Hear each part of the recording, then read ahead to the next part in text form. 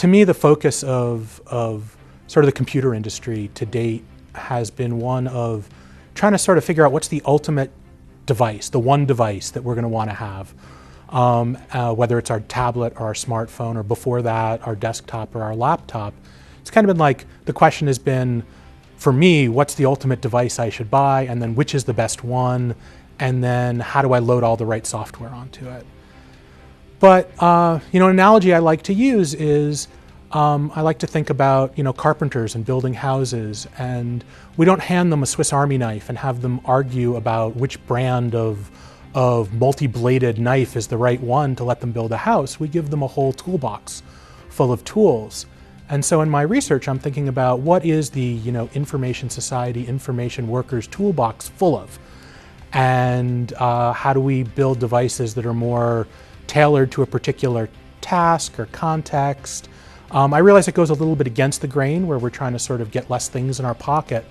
But at the same time, as I said, if we're living in an information society and we're information workers, then I think we really do need a wide range of tools that span a physical gamut, as well as sort of launching the right app kind of idea.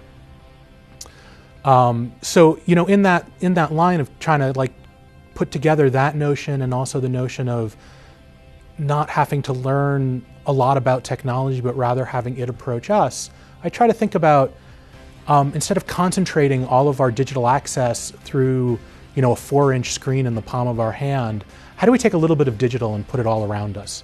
What would it be like if my chair was digital? What would it be like if my toaster was digital? What would it be like if my table was digital? How does digital transform these objects in a way that they still feel like those old familiar objects, but now I'm more capable because they're more capable? I think the question of wearable technology is really interesting. I tend to focus a little bit more on the environment, on the spaces and the places, and how we can build them out. I kind of think about, if you look at this duality, when I was a child, there were phone booths everywhere because the cell phone was yet popular. Now phone booths are disappearing in favor of us putting them in our pockets. I think that trend could turn around, where if there were screens everywhere, we could maybe harness them the way we used to harness that phone booth. At the same time, having to rely on things being in the environment, at least where we are right now with technology, can be a little spotty. So the technology we carry around us is still important, and it's continued to be probably increasingly important.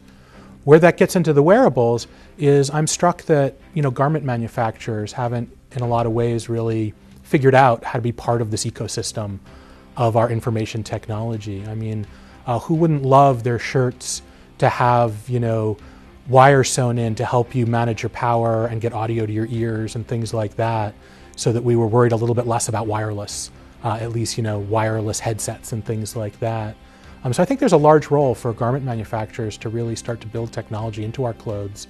And if they do, they may realize that now they can sell you garments for different times of day, different days of the week, depending on what you need out of that garment from a technology point of view. And by technology also, I mean sort of from an information technology point of view. Clearly, garment manufacturers already are very technology focused when it comes to, I have different clothes for when I work out than when I'm going to a business meeting, and I would think they would call those that high technology, in terms of absorptive characteristics and things like that.